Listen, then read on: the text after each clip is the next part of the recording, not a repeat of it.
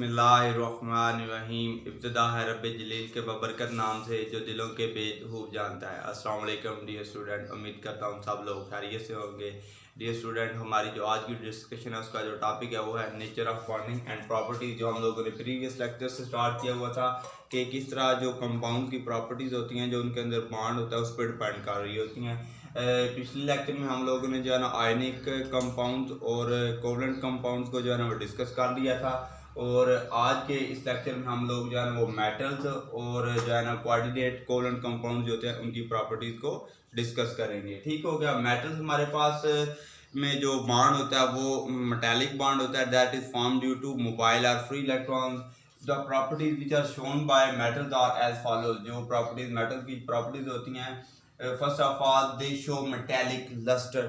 अब देखें जो लस्टर होता है उसका मेटालिक लस्टर का मतलब होता है चमक। आप देखें जो मेटल्स होते हैं, कोई भी जो है ना लोहे का आप लोग टुकड़ा लें, ठीक है, या फिर जो है ना आयरन का कोई पीस लें, या फिर इसके अलावा आप लोग देखें कि जो है ना वेल्डिंग वाली शॉप के ऊपर आप लोगों ने देखा होगा कि जब जो वेल्डर होता है वो लोहे के टुकड़े को ग्राइंडर की मदद से कट करता है, तो उसके बाद जो उसके दो पीसेस जो होते हैं उनके जो सिरे होते हैं उनके वहाँ पे जो है ना एक ख़ास किस्म की चमक होती है, ठीक है। या फिर कोई भी पुराना लोहे का टुकड़ा लेके उसको ग्राइंडर की मदद से कट करेंगे तो उसके जो है ना जहाँ से आप लोगों ने कटिंग की होगी वहाँ पे एक ख़ास किस्म की चमक होगी, उसको हम लोग कहते हैं लस्टर, मेटालिक लस्टर। के जो मेटल्स होती हैं इनमें ख़ास किस्म की चमक पाई जाती है। Second, they are malleable and ductile.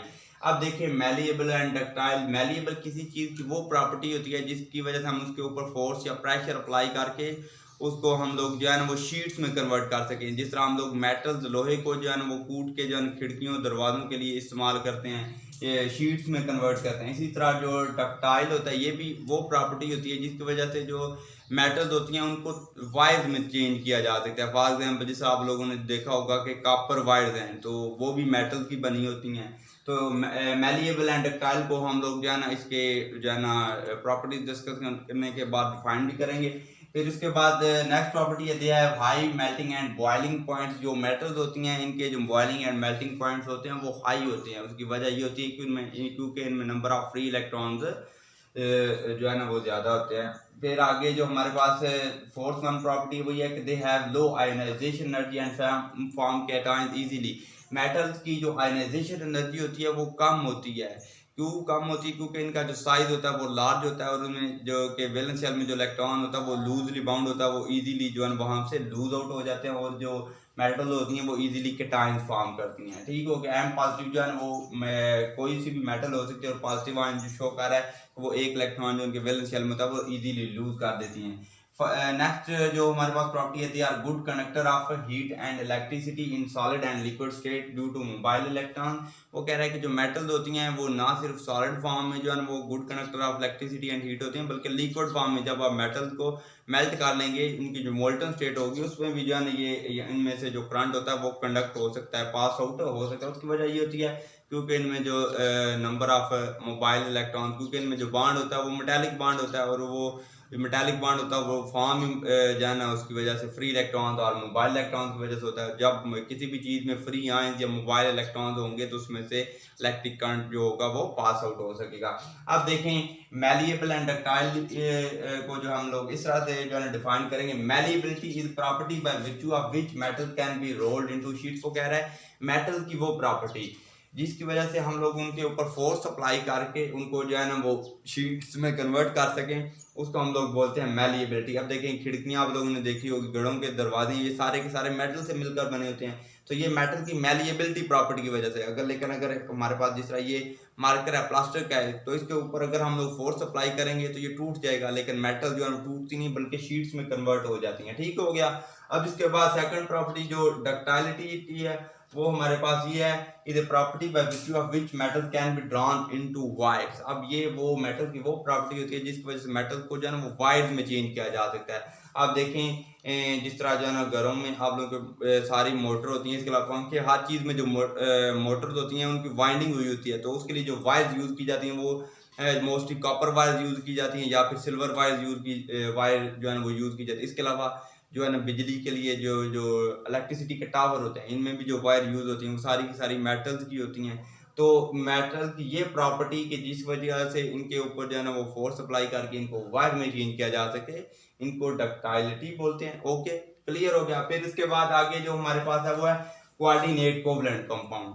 तो हमारे पास वो compound, the compound that are made up of molecule form by coordinate covalent bond are called coordinate covalent compound. वो कह रहा है कि हमारे पास ऐसे कंपाउंड जो उन मॉलिक्यूल से मिलकर बने हों जिनमें जो बॉन्ड है वो कोऑर्डिनेट कोवलेंट बॉन्ड है, जो वन साइडेड शेयरिंग होती है, तो ऐसे कंपाउंड को हम लोग कोऑर्डिनेट कोवलेंट कंपाउंड बोलते हैं। इसकी एग्जांपल हमारे पास जो है वो है ammonium ion and ammonium boron, trifluoride boron. ठीक हो गया, अमोनियम ट्राइफ्लोराइड बोरान जो है बोरान ट्राइफ्लोराइड। ओके, तो अमोनियम, इसकी जो एग्जांपल है हमारे पास अमोनियम आयन और अमोनियम बोरान ट्राइफ्लोराइड है। ठीक हो गया। तो अब देखें ये जो इनकी जो प्रॉपर्टीज होती हैं वो मोस्टली कोवलेंट कंपाउंड की तरह से होती हैं, क्योंकि इनकी जो नेचर होती है वो जो है ना कोवलेंट कंपाउंड की तरह ही होती है। वहाँ पे म्यूचुअल शेयरिंग होती है, यहाँ पे वन साइडेड शेयरिंग होती है। They are soluble in organic solvents like benzene, ether, acetone and ether. के जो हमारे पास कोऑर्डिनेट कोवलेंट कंपाउंड होते हैं वो ऑर्गेनिक सॉल्वेंट्स में जो है वो सॉल्युबल होते हैं, like benzene, ether, acetone and जो हमारे पास दूसरे सॉल्वेंट जस्ट लाइक वाटर, उनमें जो है ना ये जो कोऑर्डिनेट कोवलेंट कंपाउंड होते हैं वो सॉल्युबल नहीं होते हैं। They are rigid solid with dipole. के जो हमारे पास कोऑर्डिनेट कोवलेंट कंपाउंड होते हैं ये सॉलिड होते हैं, रिजिड होते हैं। तो लेकिन उसके साथ साथ इनमें जो है ना डाइपोल होता है। फॉर एग्जांपल देखें यहाँ पे भी जो है ना ये इलेक्ट्रॉन रिच स्पीशीज और ये इलेक्ट्रॉन डेफिशिएंट स्पीशीज। तो इसी तरह जिस तरह पोलर कंपाउंड में जो है ना वो डाइपोल होता है, एक पॉजिटिव पोल होता है, एक नेगेटिव पोल, इसी तरह इनमें भी पोल होता है। फिर नेक्स्ट प्रॉपर्टी है they are bad conductors of heat and electricity. क्योंकि ये सॉलिड फॉर्म में होते हैं, तो सॉलिड फॉर्म में इनके पास जो है ना वो फ्री इलेक्ट्रॉन्स अवेलेबल नहीं होते, जिसकी वजह से